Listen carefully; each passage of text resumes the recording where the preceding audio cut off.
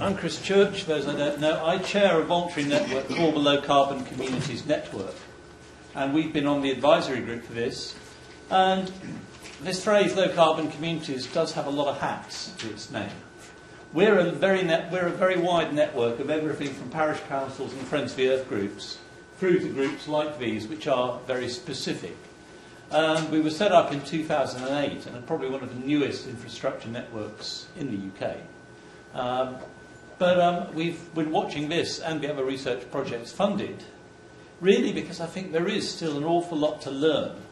We've just heard quite a lot about people being prepared to talk about this. Some of you may have come across George Marshall's recent book on why our brains are hardwired not to talk about climate change, which actually doesn't seem to be the lesson that's coming out of this. And I think that if we actually do create safe spaces for people to talk about it, then they will actually do something about it as well. So if I can just introduce the two projects and then make my departure. I'm in a slightly odd situation. Well, I'm not quite sure. Well, I'm sorry. I can go now, but I'm very honoured to be introducing both projects, because about 25 years ago I was involved in an attempt at Friends of the Earth, the late Jurassic period, I think it was now, to create Britain's first ever recycling city. And a number of cities said, oh, we don't just want to be recycling cities, we want to do it all. And there were 3 or 4 of them. And one of them, which to some people's surprise, was a city in the northeast. And some of the more high-profile ones, such as Peterborough and Leicester, have slightly disappeared. But the one environment city that has spent the last 25 years doing some really interesting stuff on how to engage communities in quite difficult circumstances is Mark and Dennis over here from Middlesbrough Environment City and the Easter Side Project, which is one of the excellent things they're doing. Am I being recorded here, or? Yes, okay.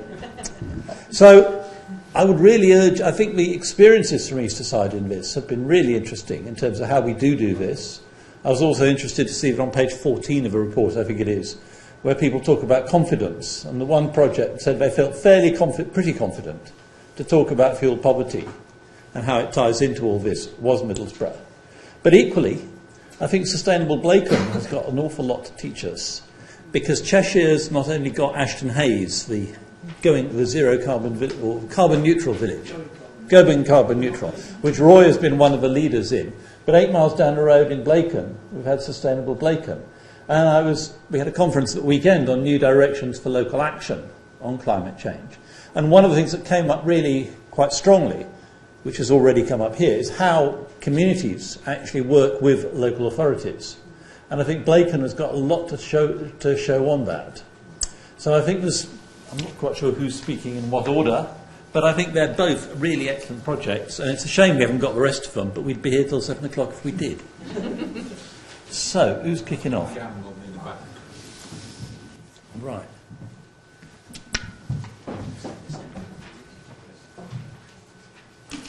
Well, thank you very much for inviting us along to speak today. I'm going to speak first about the Easter Side project, and then June and Dennis are going to speak, and then I'm going to come back with a few reflections at the end. Or alternatively, Cat's away, so we could all just go off and have a drink instead, couldn't we, now the chair's gone? Right, but perhaps not. Right, first of all, a bit about Middlesbrough. I'm from Middlesbrough Environment City. We're a charity that promotes healthy and sustainable living. And as Chris says, we've been going since 1992. We've been charity since 1997. And we work in Middlesbrough, the environment city that is a town of 135,000 people. Some people are familiar with it, some people aren't. We have a very strong heritage dating back to Captain Cook. But actually we've only really existed as a town since about 1830, and a very strong heritage in the iron and steel industry.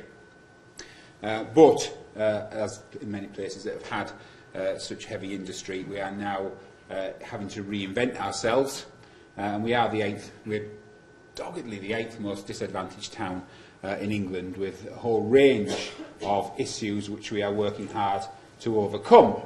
Our project was Easter Side, Eco Easter Side, and there's Easter Side on a map of Middlesbrough. pretty much halfway down the town, and these are some of the features of it.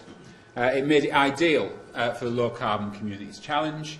It was a discrete estate which they were looking for. It was the right size. It's amongst the top 20% disadvantaged areas in England, but it's very typical of other places in Middlesbrough and Northern England in general. So this is what our project did. I'll just very quickly go through this. Our priority was to reduce energy consumption on the estate through energy efficiency measures, awareness and support, including the installation of high-profile renewable technologies. And that was 20 houses had various measures done, including PVs and air source heat pumps. 2 community buildings received measures, 1 PV, the other heat pump, and 2 wind turbines were installed on the 2 primary schools. But also, alongside that, we ran a supporting programme to encourage a more holistic approach to sustainable living. And a lot of that was what we'd call revenue-based activity. So it was people doing stuff with communities on the estate around active travel, food growing. We had electric car club, which we don't talk a lot about because it didn't work, waste minimisation, and eco schools. But also, because of the nature of the area we are, we recognised from the outset that we had to look at the wider community benefits, about how we raised educational attainment, how we gave people skills for employment, how we dealt with some of the physical and mental health issues that the town has, which actually is more or less what I said in that slide. This is the partnership we set up. This is a piece of work we did before EVALOC came along as part of the debt-funded LCCC programme. If you have a look at it, it's a kind of a map of different actors on the estate and where they fit together. And so all these ones in the top right-hand corner were seen as the most important for making the project happen, and they were all partners. As was said earlier, as a partnership, most of those people were quite used to working with each other. There was nothing new about working together on Easterside. And that was one of the ways in which we made the project happen. Just to give you a quick feel for it, this is some of the work that was done. So you can see some of the work around energy here, the turbines, the photovoltaics, but also providing people with training energy champions, using our, it's called Open College Network, which is basically an accreditation system where we can actually develop the educational materials ourselves to suit our community and then use it for accreditation. And some of the supporting activities, this is our Member of Parliament at the top there, Tom Blenkinsop, choosing a winner in our logo competition, but also doing activities around, school activities around climate change adaptation and mitigation, and also developing our community allotment on one piece of wasteland on the estate. See there some growing beds and our water retrieval system off some garage roofs with a hand pump. To give you an idea of the kinds of things we did. What I'm going to do now is ask, first of all, June, and then Dennis to come up and just give some personal reflections from the project. June. Yeah, I'm old. Good afternoon, everybody. First thing I'd like to say is that I'm really, really proud that MEC did come in on Easterside and Oxford Brookes. We can't thank you enough. It was brilliant. We loved the play, we loved the events, the Eco Day was fantastic. I know I was in Australia, but it still happened. And the drama, well, we all laughed so much, didn't we? So penguins, it was brilliant. And as far as I can gather on the Eco Day, we had 65 agencies on Easterside. So that 65 agencies carried all that information back into, they didn't just come from Middlesbrough, they were from all over the place. So, you know, that was what you've been talking about earlier, is getting it out to friends and family and all the rest of it. So that 65 agencies really helped. We do work with a lot of agencies on Easterside. Plus the fact that we have a sign on Easterside that says low carbon estate. And I'm really proud of that. And we've got a logo as well. It's on the electric car, actually. mate. But what I want to really say is this project, I have 2 grandchildren, and my grandson, or every time I go out of a room, put the light out, shut the door. You know, he's trained. And he went to Eastside Primary School, and that's how they are. And the kids, I mean, I think you remember them saying about the tumbler dryer and the washing on the line. So kids have got it, and I think, to finish up, I think the kids realise that it's about growing your food, thanks to Dennis and everyone else. They're energy-wise, and that's the thoughts that the kids are left with. And I think that's what the project really, that's the value for me, is what's happened to the kids. The kids really, you know, they watched those turbines getting erected, and they were absolutely amazed. And when they see those turbines working now, we did that. You know, it's amazing. So, thank you.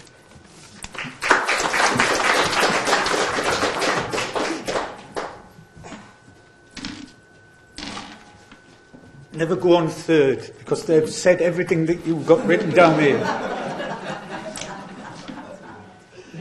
The thing that I think people haven't mentioned is that certain projects that you put a bid in for, there's never, in every case, an evaluation. You might put the bid in and say, this is what you've got to do. You're going to put 20 PVs on a house, you're going to put 2 wind turbines in schools, and you list a lot of things that you've got to do. Once you've achieved them, you report back to the funders and just say, we've achieved those, and everybody seems to be happy. So Oxford Brookes came along, and they were doing an evaluation. So to me personally, I wasn't involved initially in the project. There was a project manager. I assisted him with the community champions, training them in what Mark says was the Open College network. And we had a person now who sadly passed away last week, who was 90-year-old when he took the course. He was a community champion who had PVs on his roof. He was the most energy-conscious person you could ever meet. He had every little adaptation in his property, and the panels were just the icing on the cake. What a tribute to John. And he was the most likeable person who made you comfortable. So again, you look at evaluation. What is Oxford Brookes? And we met Ruth, Rajad, Joe. They came down, explained what it was all about. And it's like school children needing a teacher. They kept us periodically with the focus groups, with the learning workshops, community events. So they threw the ball back in our court. How do you think it's better for your community to engage? And the school play was something we thought would reach out to the community. It reached the children. And if you can put the seed of that thing into the children, it's going to just roll on. And we are finding now that little Johnny's brother is now in year 1 and year 2. And his older brother has gone through this energy-conscious period where he's seen those turbines go up. And now the both schools where the turbines are have got eco-warriors. And the both schools are adjacent to each other, and they're combating each other. Well, we've got 10 eco-warriors, we've got 12. You walk in the school, and down both corridors, there's an entourage of all different projects to do. And it's to visitors that walk in that school. And we had a representative from DEC down, and we just visited the school in the summer holidays. And I said, we may be able to get admittance. And luckily we got into St Thomas More's. And he walked in and he couldn't believe what was actually in that school. The educational bits on that wall were fantastic. He looked at the energy monitor on the wall, how much carbon had been saved. So to get the actual message across to children go back home and they educate the parents. So you're going from a young person to the family person, and in the case of John Flynn, you've got a 90-year-old person. So that must send a message out to the actual community. So I must thank Oxford Brookes. They've been brilliant in guiding us and guiding me. I've more or less taken up the ground level mantle, which means I go in the schools. Most of the school children know me. Oh, there's Dennis. Hiya, Dennis. So I'm well known to all the school children.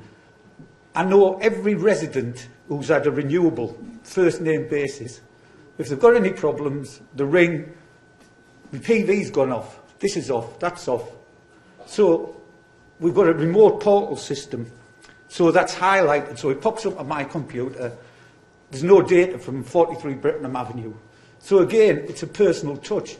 We're lucky in the context that we can follow on where other community groups and other of the 6 authorities haven't managed to do it. We are just lucky that I can roll that out. So that is a bonus. Some others just can't do that. So again, going down to things like submitting annual declarations for the readings. Power companies say, have you enhanced your installation? Is it still the same kilowatt? So all this is just little teething problems along the way, which you get by. Again, I'll go back to another major thing, which Mark mentioned, the health issues. We engage on the estate outside the eco-east side with a lot of groups, the BME people, the hard-to-reach people, people who are not evident, they don't leave the properties, so the community champions go into them properties. They know Fred Bloggs, they know Joe Smith, they know Mrs. whatever, and they go into the properties. So it's not a stranger knocking on the door. It's a person they know, they're confident with them. If they've got any problems, whether it's benefits, debt, do they need any energy assistance? Do they need to switch the power company? That's a big issue at the moment. Are they on the right tariff? We can go along there and assist them. So again, it's a whole range of things that have more or less developed since the initial eco-east side. And I know for sure, and Mark will probably mention this later, so I'm not stepping on his toes, that my personal view is the success of eco-east side has enabled MEC to actually gain future bids, which we have a good track record on. So again, I'd say many thanks to Rajad and his team, and I think they've assisted in this evaluation to the best of the abilities. And again, it's a learning process. There's probably 10 or 15 people up there who could shoot little holes in it, but the Manchester City manager spends 150 million. Why isn't he at the top of the league? There's always somebody can say, why doesn't something happen? So I congratulate Rajad. The 3 things I would say: impact. Yes, Easterside never had this. Effectiveness. We've got 59 extra panels on the roof, and that was up to last year. 59 that weren't there before this project. Success, I would say, education with children. I would say right across the range. People going into the estate can see the plaque, low carbon community. They can see this electric car flying right around the estate with the logos on. And to me, I think it's been a complete success. So without rambling on ado, I'll pass Mark to sum up.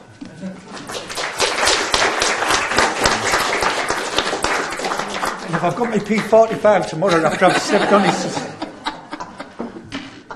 Thanks, June. Thanks, Dennis. What I thought I'd do just to finish off, I've just got 3 more slides before I hand over to our friends from Blaken. And they're just some reflections. Some about the project, some about the evaluation, then just some of my own, really.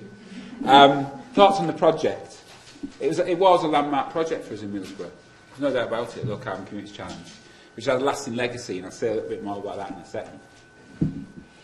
The timescale was unbelievably tight, and there were opportunities missed because of that.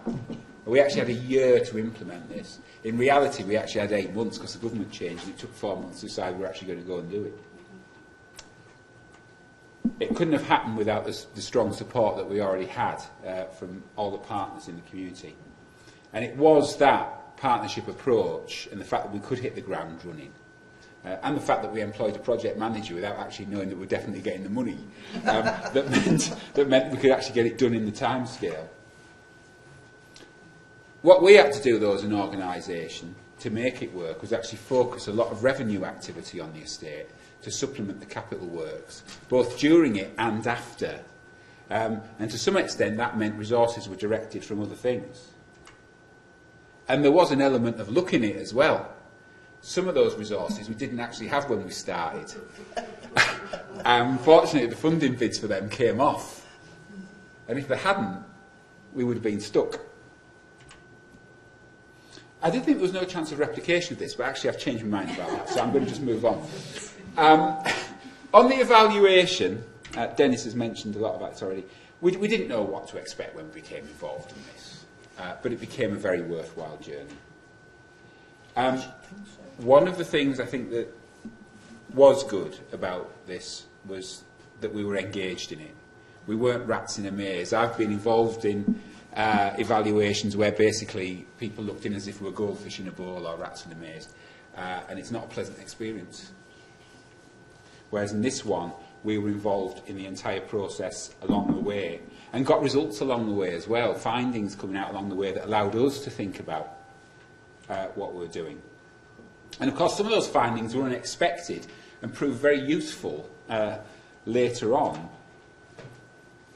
We've spent a lot of time selling the financial benefits of sustainable lifestyles. And actually, what we found was a lot of residents actually cared about the environment because they cared about the environment. And also, as Dennis mentioned, 59 households have now got PV panels over and above the 20 households that we helped, just from seeing what happened. And we weren't really expecting that. But also, although there were things like the plays that we mentioned and the gala day were part of the research project, the fact that time and funding was invested into the estate through that got a lot more buy-in from the community. But it wasn't just, we're going to do these things, but you've got to find the money for them. The fact that the funding came and time came to make those things happen made it much easier to sell the project to the groups that we were working with. And then these are my afterthoughts. Little rants, some of them. The first one is, as Dennis mentioned, it did have a phenomenal effect on us as an organisation. We were one of 10 or 11 communities nationally who were very fortunate to get funding through the big lottery fund, through their Communities Living Sustainably programme. And part of that was from the approach that we used at Easterside, but also part of it was from working with Oxford Brookes and the University of Oxford on this evaluation, which demonstrated that we could do it, that we had a track record in doing evaluation. And for us, as a small charity, monitoring evaluation is a very difficult thing. Project officers don't want to do monitoring evaluation. If they did, they would have been researchers, not project staff. And of course, we subsequently were able to be involved with the University of Oxford on their monitoring evaluation project, which has enabled us to develop far better and usable tools for monitoring and evaluation of our project. But, here's the but, the landscape for the voluntary and community sector has changed significantly since 2010. We hear a lot about the difficulties facing the public sector, and nobody pretends for 1 minute they're not happening. The voluntary and community sector was living on peanuts for years before then. What we're finding now as a sector, fortunately not in Middlesbrough, we're still resourced by Middlesbrough Council, but as a sector we're finding the resources are getting tighter, and as local authorities shrink and people's needs become greater, the demand for our services is getting bigger at the same time. And we as an organisation have changed enormously in that 5 years. Still looking at delivering a sustainable living agenda, but probably now in a totally different way to the way that we were thinking back in 2010. So much of what we do now is linking healthy and sustainable living, which means we're still delivering the same activities, but the focus is different. It's very much focused on public health, which was only in the ascendancy back in 2010, and is something that has actually been enabled by, I'm not usually in favour of the current government's agenda, but actually putting PCTs back into local authorities has to some extent enabled this to happen, I think, as public health departments. And it does mean that a lot of what we're doing now is health-related. Is health-related. Whilst we're getting probably the same outcomes, what that has meant is that we've changed somewhat, and we're no longer about this kind of area-based approach that we saw with Easterside, where you take an area and put all the resources in. We're much more focused on the people that we're helping and how we're supporting them. So a lot of it's about at-risk groups rather than an area-based approach. So we're getting the same outcomes, but in a different way. And that's it, thanks.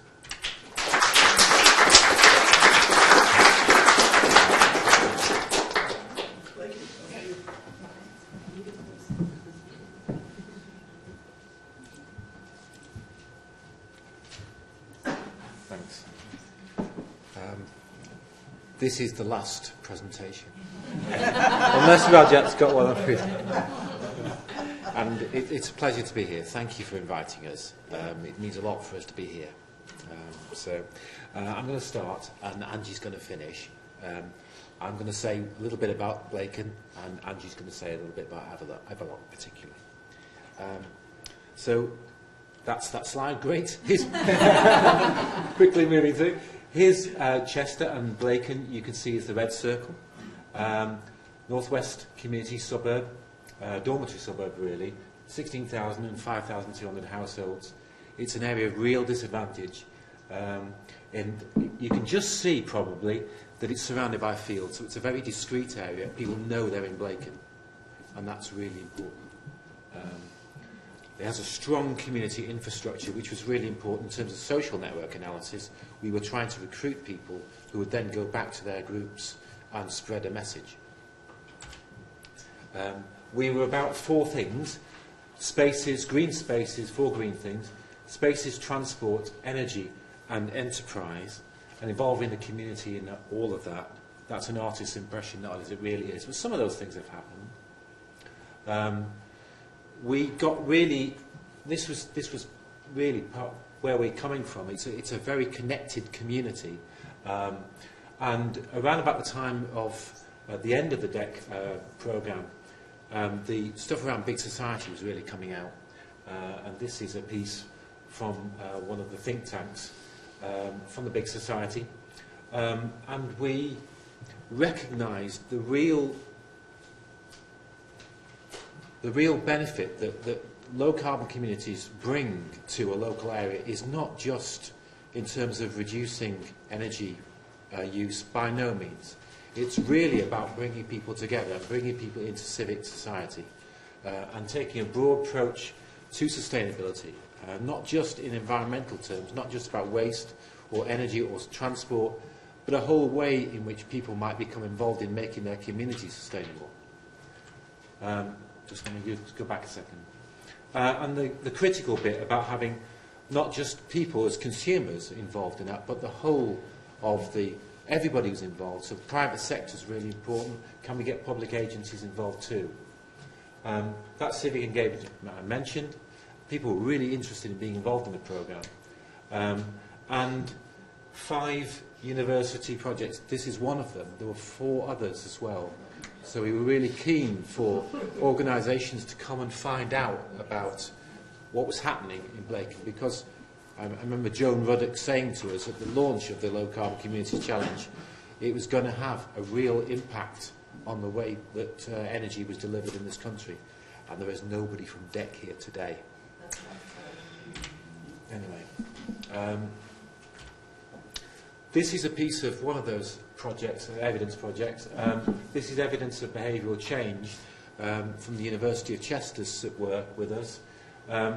You'll see that the colours of the bar charts are beginning, baseline, middle and afterwards. So the green is afterwards, the blue is at the beginning. So people began by always turning off their lights, so if they weren't being used, about half of them, but it rose to 70%. And they also managed to increase the number of people going from sometimes here to always, if they were in their house, trying to get other people to do that and indulge in that behaviour as well. And as been referred earlier on in other projects, that same dynamic happened in the way that people perceived themselves. These are DEFRA's terminology, or deference groups for people in pro-environmental behaviour. If you look at the positive greens, that's the second shot there. At the beginning, there were about 25 of the people, or 25% of the people, and towards the end, over 50%, nearly 60% of people saw themselves as positive greens.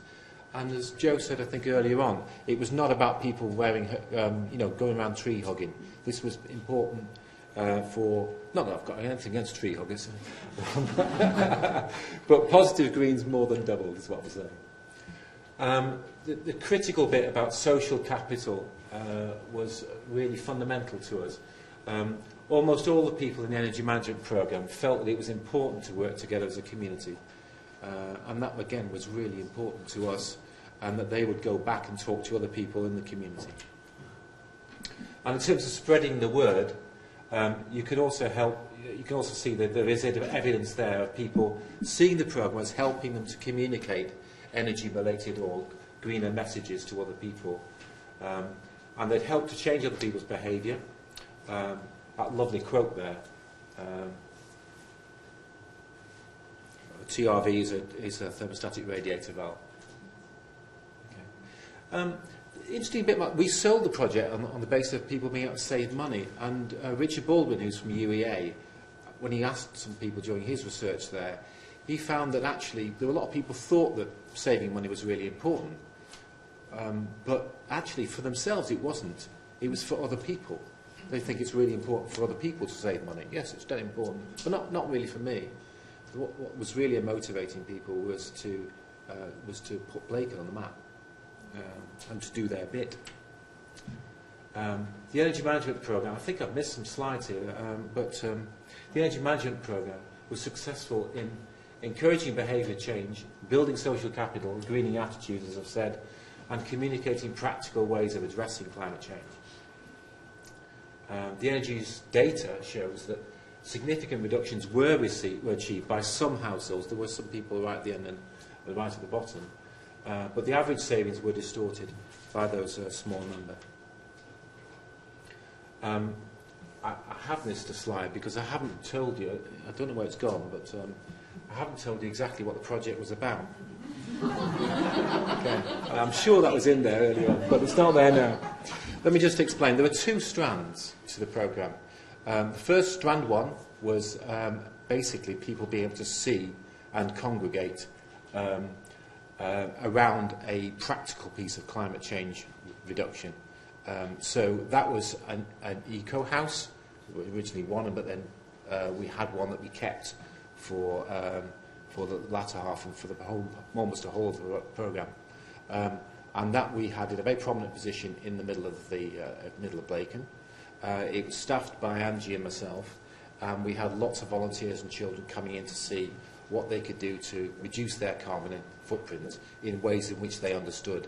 So we had a room where people could look around the room, see how they could reduce their heating bills, their blankets. We had draft exclusions, we had little signs up, we had thermally lined curtains, we had a TRV, etc. Lots and lots of very practical things that people could see in their own home. Outside we had a garden too, and one of the things that I was going to show you, I don't think it's here, is one of our volunteers, Dave, who was also on the energy management programme, I'll come to that in a second, was able to explain to somebody how to grow tomatoes. Now, if you buy a tomato plant and put it in the soil, and we did this, it doesn't work. You get green tomatoes if you're lucky. Unless somebody tells you, and you meet somebody who can tell you, you will never grow another tomato. It's as simple as that. And that's the important thing about person-to-person relationships where climate change is concerned. And that's really, really important. Now, for our conclusions, we've got the important thing about, I mentioned about broad approach to sustainability. I mentioned about promoting benefits and making things really practical and visible, like the thermal imaging that I just mentioned earlier on, and Laura too. Providing households with local and meaningful indicators, so local recycling rates. Can we have a whole area, the gas and electricity readings from a whole area? That's really important. As you mentioned, carbon mapping. But people being able to see something is so important, and being able to talk about it. As we said, it's not just providing the information, it's building that relationship. You compare that against the $440 billion that the UN estimates that people spend on advertising, or the world spend on advertising. This is a fraction of that cost, and that's pushing in the other direction.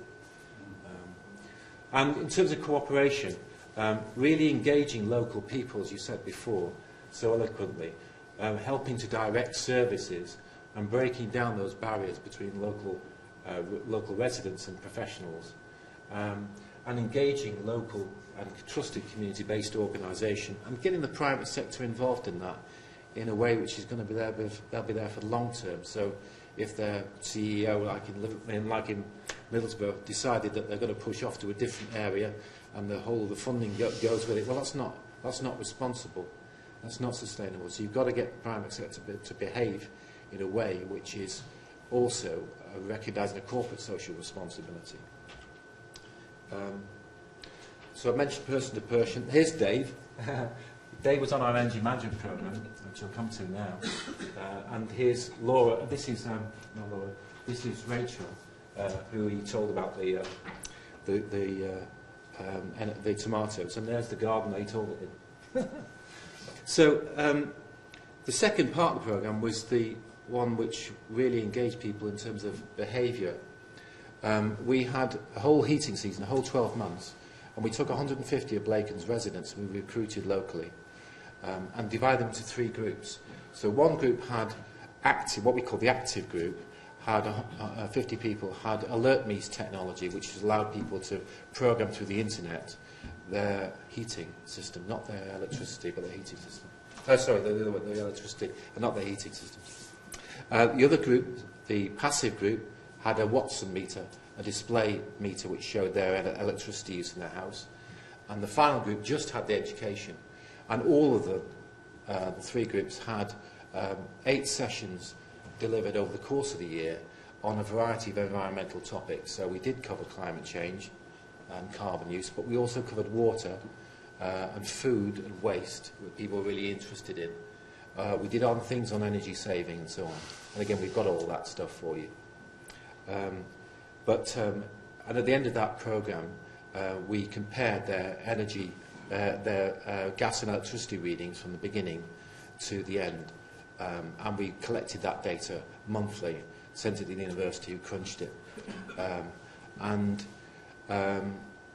We incentivised folk by offering them an energy efficiency makeover during the following 12 months.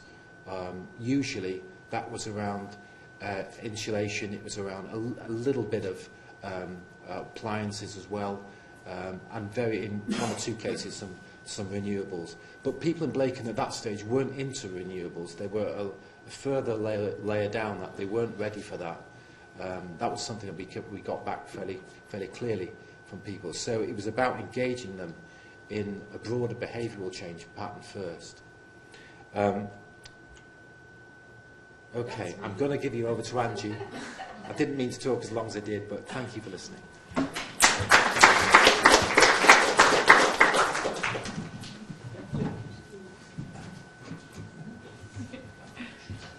Can't believe I'm on last. Oh, dearie me. Apologies, I don't do this very often, as you can tell by my beautiful slide. Firstly, thanks so much for having me. And on the previous conference as well, which feels like absolutely years ago. I can't believe you kept going for that long. It's been an absolute pleasure working with everybody who I've encountered really throughout the project.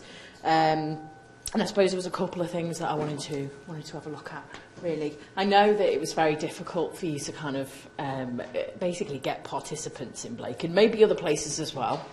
But I think you did a fantastic job. So I just wanted to kind of highlight that, really, because I know that it was difficult. and also that I know that the people involved with the household monitoring, the ones that had the super tech and the strange, the CO2 detectors and all sorts of wonderful gadgets, were very excited by that, and I think it made them feel very important and kind of, oh, I'm being inspected this closely, you know, in terms of the behaviour and things. So I know that it kind of it G'd people up really at a time when you know, it was difficult for us to kind of be running all the projects and doing everything all at the same time. And I know that the people involved who are, you know, involved in the monitoring, but also the community events, did really appreciate that, and I think they felt it kind of validated their experience a lot and helped them to feel the significance, I think, of what had happened in Blacon and, you know, what they wanted to continue to happen as well. What else have I got? But yeah, I think the impact of not just your work, but our work in a similar way. There was so much kind of skill development within the group of volunteers, and even myself as well, to be fair, as a result of my time in Blacon. Purely just because, you know, I lived in a low-carbon community, I was a volunteer. I think I knocked down a wall with Dave. He taught me how to make tomatoes properly. And, but yeah, it was purely just kind of getting involved and hearing about it. I thought, oh, this is a really unusual thing happening in Blacon. I didn't expect this, because I didn't actually grow up in the community. And then suddenly I kind of ended up working with Jed and staff in the Eco House and meeting everybody everywhere, and everyone knew who I was. But it's, you know, it's also kind of led into my kind of skill development, and, you know, now I feel great going into home visits, working with vulnerable people, and you know, it's a big part of that is still energy and all that side of things as well. So that's really a great pleasure. What else do I have? Yeah, definitely. I really liked this in the report about the importance of technology becoming hand in hand with people explaining it to people. It's so important, so crucial. I currently kind of end up replacing heating systems for quite a lot of elderly and disabled people. And it's a complete random tangent. But if I don't explain to them, or if somebody doesn't explain to them how to use that completely different thermostat, for example, in their home, they're just completely lost. And they just end up using the on-off switch on the boiler, which just doesn't work, basically. But yes, thank you very much. That's it.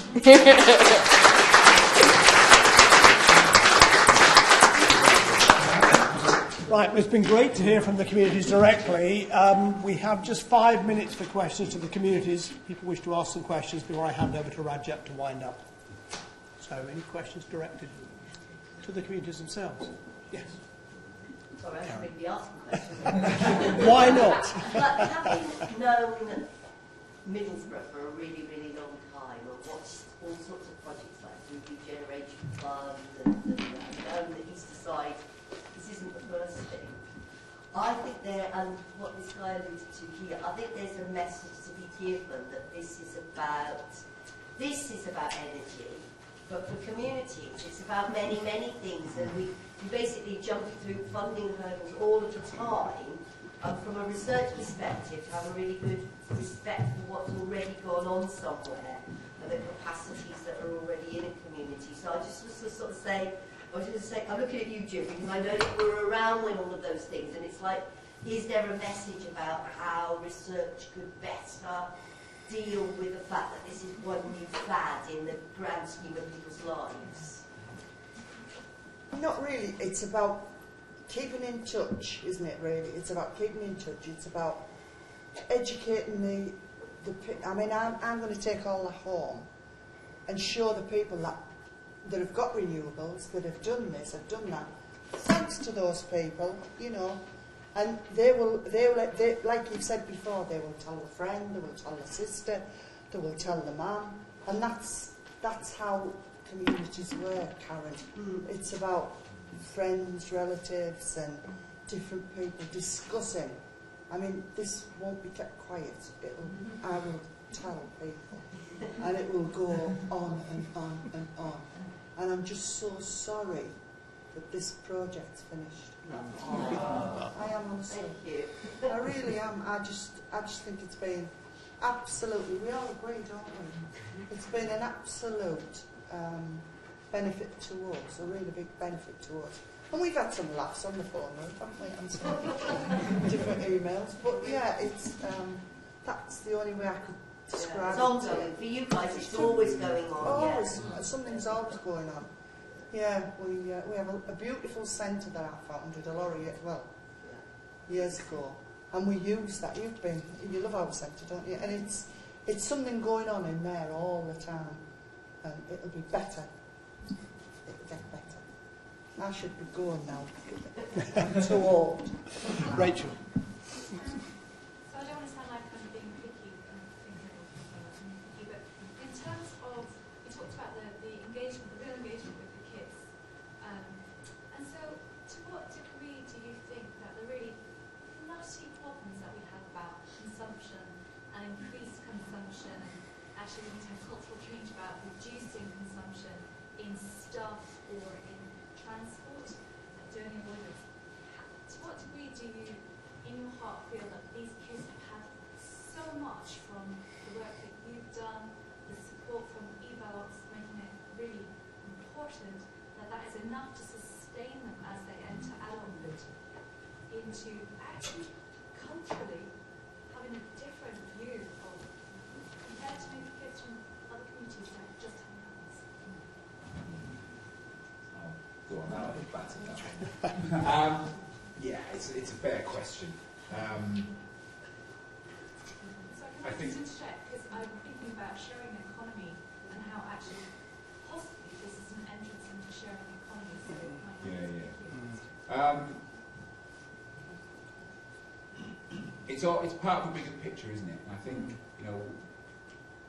we've changed our attitudes then. I'm always, as a person with 2 teenage children, for a start, I'd say, gosh, what do they learn in primary school that actually makes it past 14? Hopefully it comes back later. I think they have been immersed in it. It will make a difference to them. But there's a responsibility on us all, isn't there, to push that agenda across all ages. We can't rely on children of 11 growing up to change the world. We've got to change our bit now, and unfortunately at the moment we're not. Because as we all know, we've got a general election coming up in 5 weeks. How many of us will make decisions based upon the kind of ethics of sustainability rather than all the other plethora of issues? So I think we can rely to some extent on the work that we do with children in schools. But we also have a duty and a responsibility to look at the policy changes that give us a policy environment, and some of that may be quite uncomfortable. It's quite interesting. When you talk to people who deal a lot with legislation, they'll tell you that changing people's, giving people choice and getting them to change is the way forward. When you deal with people like us who deal with behaviour change and choice, we say, well, actually, legislation. Let's just make people do it. Can I just answer you one No. Just answer. We did a project called the Conquer Project on Easterside about 21 years ago with an artist. He was a well-known artist. He was a sculptor. And about 3 or 4 months ago, one child went to jump on that. It's never been touched. One child went to jump on it, and the other child said, "Don't touch that, my dad did that." So it does go on. I was flabbergasted, because I thought, well, yeah, it will have been his dad 20 years ago. But he was telling his friend, "Don't touch that, that's my dad did." So what I'm trying to say is that the involvement of the children, it lasts forever. It never fades, because you never forget what you do when you're a child. Simple as that. Thank you very much. On that note, intergenerational equity and the concept of enough, I think, could keep us going all evening, but I'll hand back to Raja. So thanks very much indeed again to the committee.